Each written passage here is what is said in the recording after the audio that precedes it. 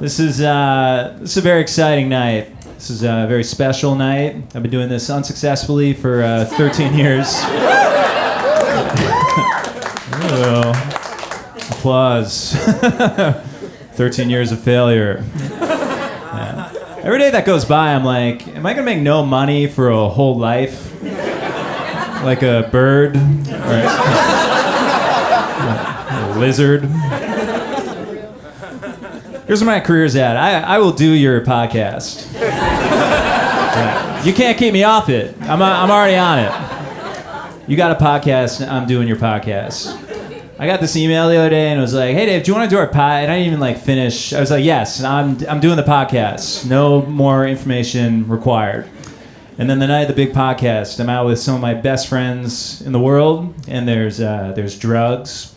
And I say no to those. I'm like, I gotta go podcast. And then I hopped in a $40 Uber back to my apartment, and I went into my daughter's bedroom, and I opened up my laptop, and I pulled up the Zoom link for the podcast, and I was face to face with 3 15-year-old boys. Oh no, I've agreed to do a child's podcast. Not again! I podcasted with children for an hour and a half in my daughter's bedroom, and they didn't even really include me all that much.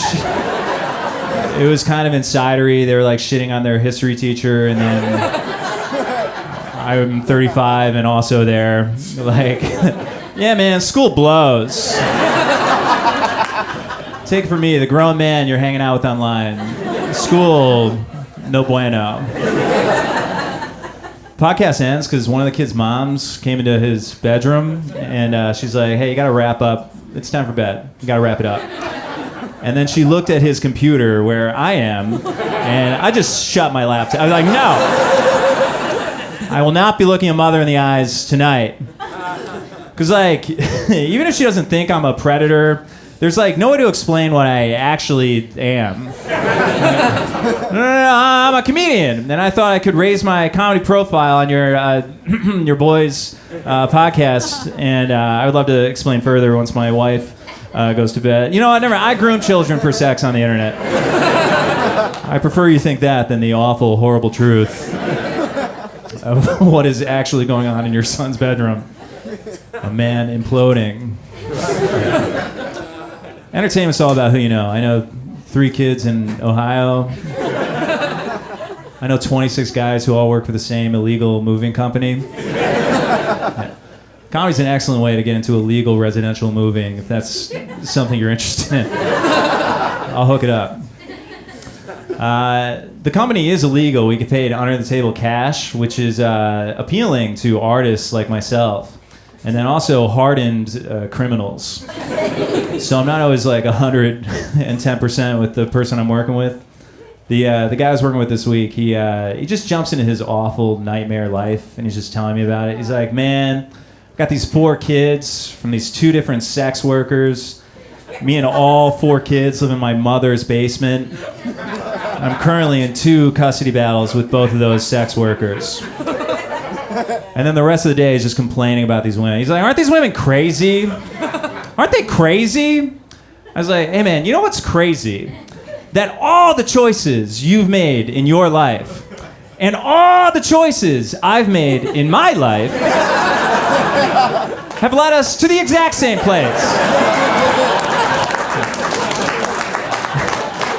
That's what I find a little crazy about your story. That following your dreams can look so close to destroying your life. Yeah, entertainment's all about who you know. You know, those guys, I know my father-in-law, a man who was just fired from Panda Express for refusing to stop adding his own spices that he brought from home to the food. His 17-year-old manager came up to him and was like, hey, we've been getting some complaints that the food tastes kind of weird. You know anything about that? And he's like, yeah, I know a lot about that. Revealed a full spice rack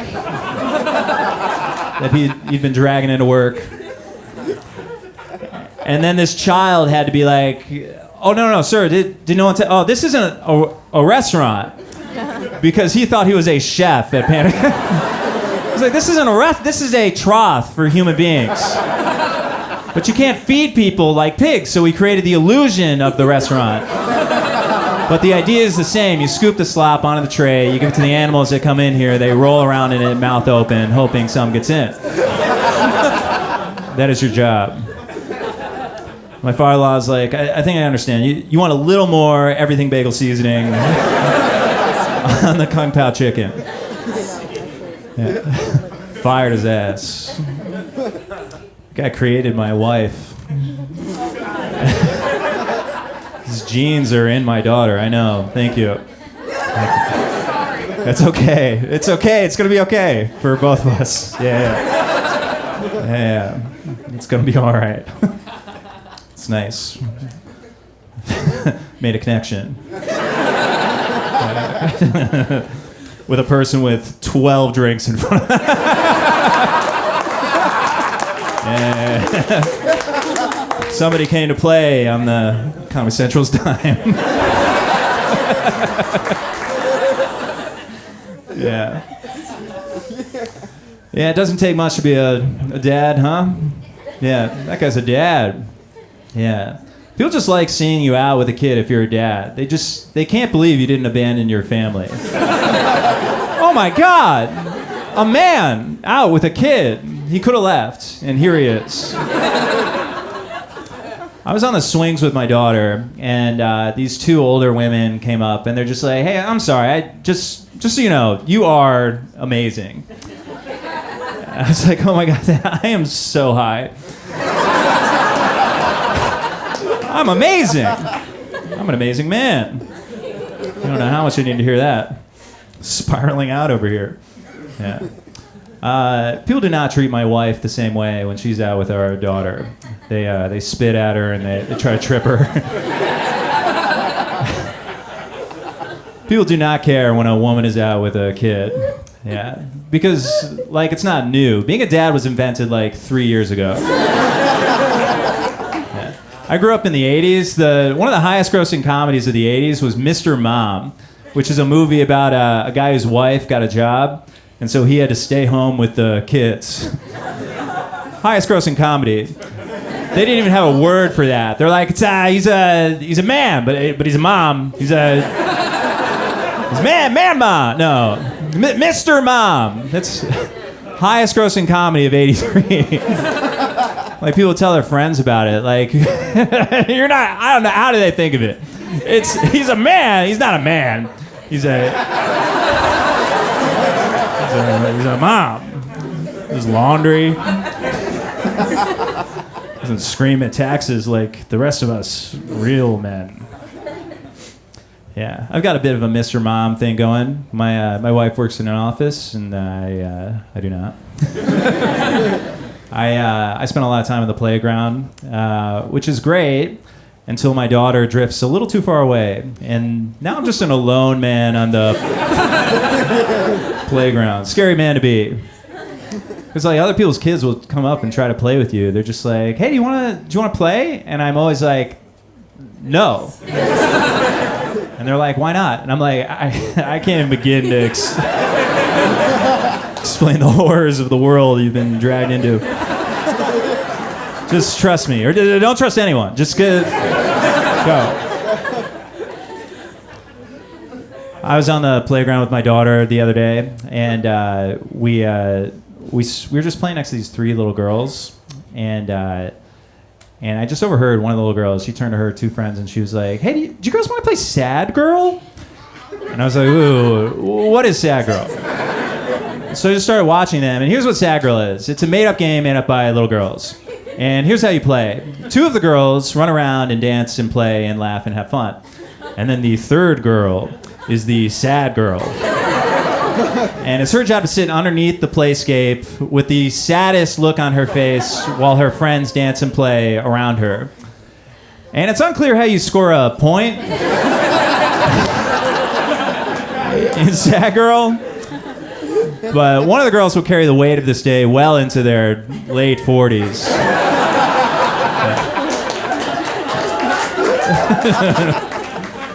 It's just so funny because like I was a little boy. Like I would play little boy games like catch and where you throw and catch. And then I guess at the same time the girls were involved in some sort of social Hunger Games.